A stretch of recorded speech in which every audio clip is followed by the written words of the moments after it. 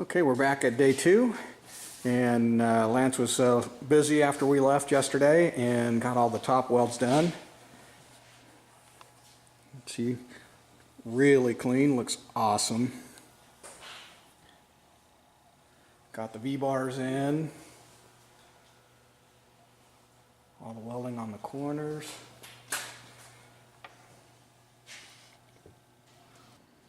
Here's the top side welds.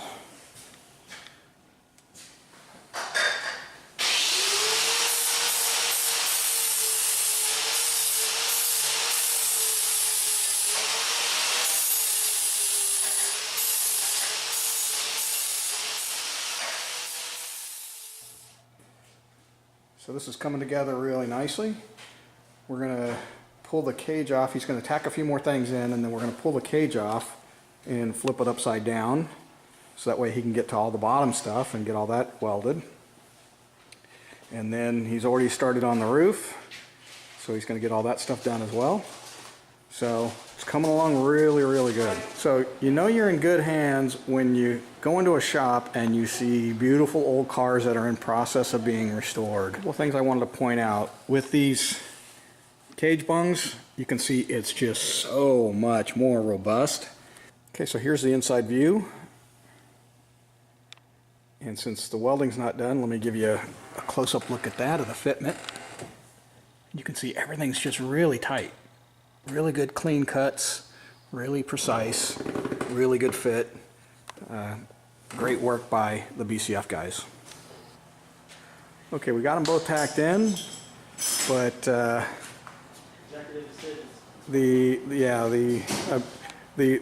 War Office has decided that we want one instead of two, and so you know, a happy wife is a happy life.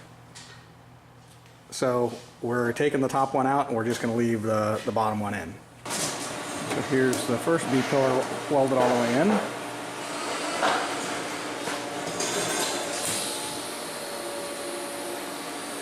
And now he's doing the second. And here's the other one welded in. With all the top side and outside welds done, we're ready to pull the cage off and flip it over so we can get to all the underside welds.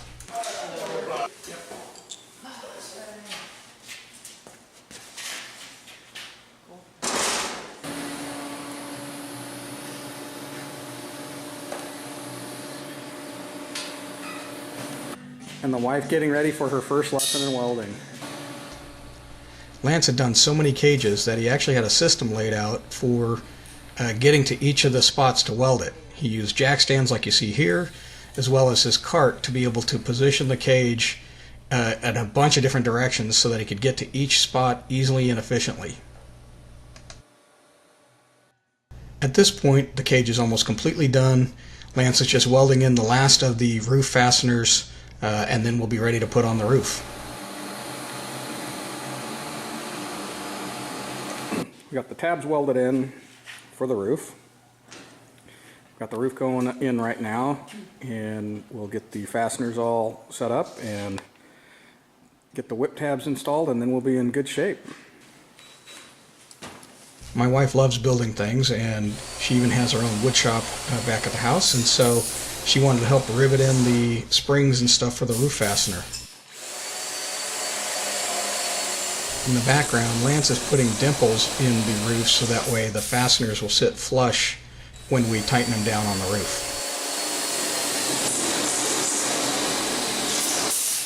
So all the welds are done inside and out.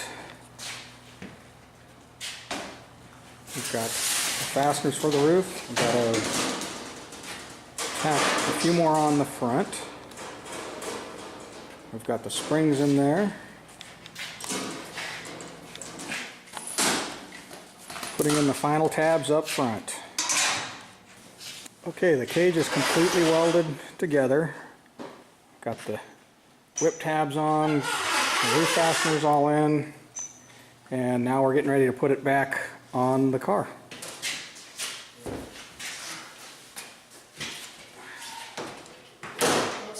Just like getting these factory cage off, it did take a little coaxing to get the cage back in and seated, but I think once we get it out on the trail and it twists and torques a little bit, it should settle in just fine.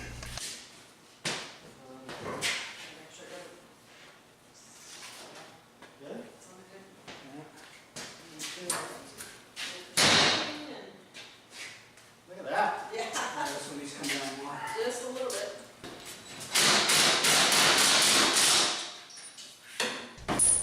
At this point, we only needed to tighten up all the corners and the cage bones, and we're ready to put the roof on.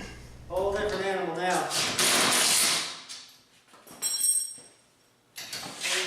You want the steeple to pull over the top.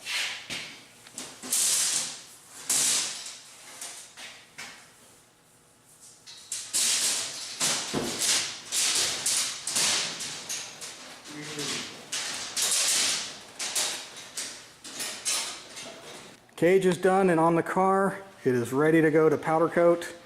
We've got the roof on there, we've got all the burrs and stuff taken off the roof. We've got all the welding done. Like, it just came out really, really clean. This is a very beefy, sturdy cage. As you can see, it gives the car some great, great lines. It's very strong. You can see we only went with one B-pillar gusset, but you know, that's just kind of optional.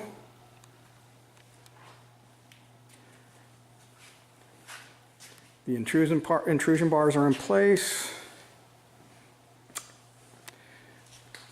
Car's off the jack, so now you can see the door jamb is clean. Looking on the inside,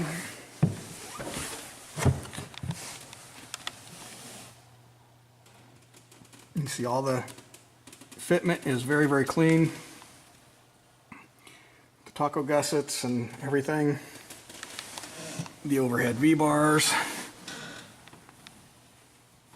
The rear V-bars. So, may take just a little bit of getting used to with the intrusion bars on the front. They do, you know, limit your visibility for just a little bit. I think you get used to them probably pretty quickly, so not overly concerned about that. Better safety though, because you know, it's going to keep large objects from flying in. So there you go. So that's the process of the assembly and installation of the War Machine cage from BCF. A big shout out to Lance Elliott and Engage Autosports. He did an absolutely fabulous job putting this thing together. Very, very pleased with how this turned out. So if you're in the Washington area, in the Seattle area, and you need some fabrication work done, you need a cage done, and it's not just side-by-sides. He does, you know, all sorts of cars and all that kind of stuff as well. So if you need anything along those lines, I highly encourage you to seek him out, and I'll put a link to his Facebook page so that you can find him easily.